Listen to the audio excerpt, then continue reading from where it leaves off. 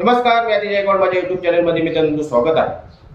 विषयाचं टायटल तुम्ही वाचत असेल की ग्रुप ग्रामपंचायत बोरगरमधील वॉर्ड क्रमांक 4 मधील शकापचा युवा कार्यकर्ता आमदार महेंद्र दळवी यांच्या नेतृत्वाखाली लवकरच शिंदे गटामध्ये प्रवेश करणार आहे. आणि त्याच्यामुळे गेले कित्येक वर्ष शेतकरी कामगार पक्षाच्या हातात असलेली ग्रामपंचायत बोरगर ही शकापाच्या हातातून निसटून शिंदे गटाकडे जाऊ शकते. तर मित्रांनो, अशा पद्धतीचं मी टायटल का दिलेला आहे त्यासाठी तुम्हाला थोडासा ग्रुप ग्रामपंचायतीचा इतिहास सांगावा लागेल. कारण की ग्रुप ग्रामपंचायत बोरगरमध्ये वॉर्ड क्रमांक 4 हा नेहमीच शेतकरी कामगार पक्षासाठी फायद्याचा वॉर्ड ठरलेला आहे.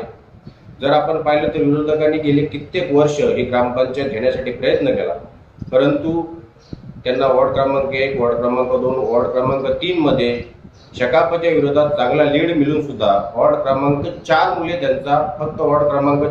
त्यांचा पराभव मित्रांनो झालेला आहे. आणि असा असताना आताच जिल्हा परिषदेच्या निवडणुका संपलेल्या आहेत आणि जिल्हा परिषदेच्या निवडणुका संपल्यावर सुद्धा शेतकरी कामगार पक्षाचं या ग्रुप ग्रामपंचायतीवर लीड आहे. तुम्ही बघू शकता तुमच्या स्क्रीनवर की कशा पद्धतीने शेतकरी कामगार पक्ष हा वॉर्ड क्रमांक 4 मध्ये नेहमीच मातब्बर राहिलेला आहे. पहिल्यांदा तुम्हाला मी आकडेवारी दाखवतो. ग्रुप ग्रामपंचायत बोरगरमध्ये वॉर्ड क्रमांक 1 मध्ये शकापकडे ह्या जिल्हा परिषद निवडणुकीला 435 मतं होती. वॉर्ड क्रमांक 2 मध्ये 361, वॉर्ड क्रमांक 3 मध्ये 262 आणि वॉर्ड क्रमांक 4 मध्ये 280.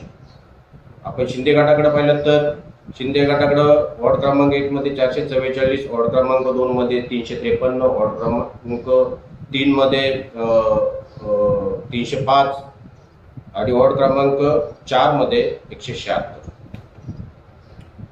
जर आपण पाहिले तर शेतकरी कामगार पक्षाला एकूण 1338 मतं मिळालेली आहेत आणि शिंदे गटाला 1278 मतं मिळालेली आहेत. 60 मतांचा लीड मित्रांनो शेतकरी कामगार पक्षाकडे आहे. त्याच्यामुळं निश्चितच त्यांचा जो काही सरपंच पदाचा उमेदवार आहे तो जिंकून येऊ शकतो असं त्यांच्याकडं आकडेवारी सध्याच्या परिस्थितीमध्ये आहे. परंतु तो जर वॉर्ड क्रमांक 4 मधील उमेदवार जर तुम्ही पाहिलं तर वॉर्ड क्रमांक 4 मध्ये शेतकरी कामगार पक्षाला 104 मतांची आघाडी आहे. आणि जर का तो वॉर्ड क्रमांक 4चा शकापचा युवा कार्यकर्ता शिंदे गटामध्ये गेला तर मित्रांनो 60 मतांचं लीड हे शकापकडे आहे. त्या युवा कार्यकर्त्यांनी जर फक्त 30 मतं जरी नेली त्यांच्यासोबत तरी सुद्धा शेतकरी कामगार पक्षाच्या सरपंच पदाचा उमेदवार असेल त्याला पराभव होऊ शकतो, त्यांच्या हातातून ग्रामपंचायत जाऊ शकते. अशी एकंदरीत मित्रांनो इथे परिस्थिती आहे. त्याच्यामुळे मी काही स्टेटस टाकले 1-2 दिवसापूर्वी. सर्वांनी मला कॉल मेसेज केले की तो युवा कार्यकर्ता कोण आहे. तर मी त्यांना म्हटलं की योग्य वेळेला तो ज्यावेळेला त्याचा निर्णय आमदारांपर्यंत पोहोचवेल त्यावेळी तुम्हाला समजेलच. कारण की कुठलाही कार्यकर्ता सहजासहजी हा पक्ष सोडून दुसऱ्या पक्षामध्ये जात नसतो. सुभाष वागले यांनी शकाप सोडून शिंदे गटात जायला किती वर्ष लागली हे तुम्हाला चांगल्या पद्धतीने माहिती. असो मित्रांनो, या व्हिडिओमध्ये अजून काही जास्त सांगण्यासारखं नाही आहे. फक्त वॉर्ड क्रमांक 4चा उमेदवार गेल्यामुळे शकापाला कशा पद्धतीने नुकसान सहन करावं लागू शकतं हे मी तुम्हाला आकडेवारी सहित सांगितलेलं आहे. मला एक कळत नाही की एवढे कट्टर शकापचे हे कार्यकर्ते आहेत, युवा कार्यकर्ते, ते शेतकरी कामगार पक्षाच्या नेतृत्वाला कंटाळून का पक्ष सोडून जात आहेत.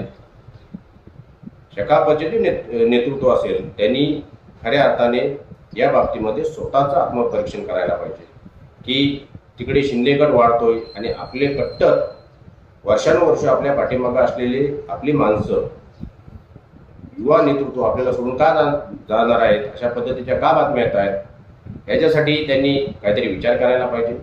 आणि जर का तुमच्याकडून त्या गोष्टी होत नसतील, तुम्हाला तुमच्या माणसांना थांबवता येत नसतील तर मित्रांनो माझा समज आहे की शेतकरी कामगार पक्षाने निवडणुकाच लढू नये. कारण की शेतकरी कामगार पक्षाचा मागच्या विधानसभेला पराभव झाला, ह्या विधानसभेला पराभव झाला.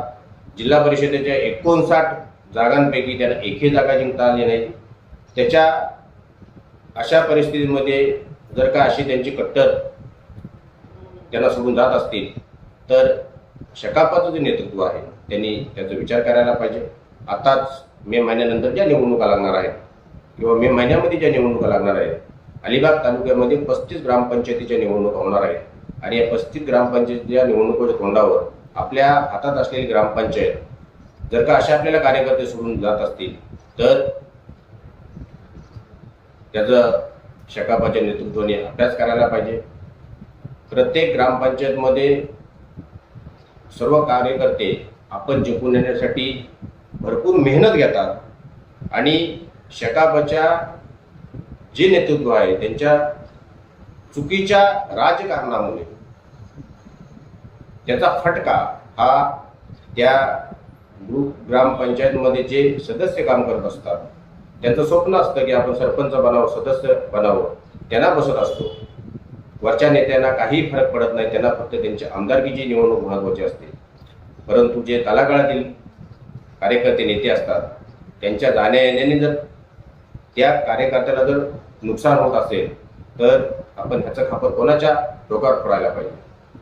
म्हणून राजकारणामध्ये आपली माणसं ही सांभाळायची असतात. आपला माणूस जर जात असेल तर तो का जात असेल त्याचं तुम्ही तिथे विचार करायला पाहिजे.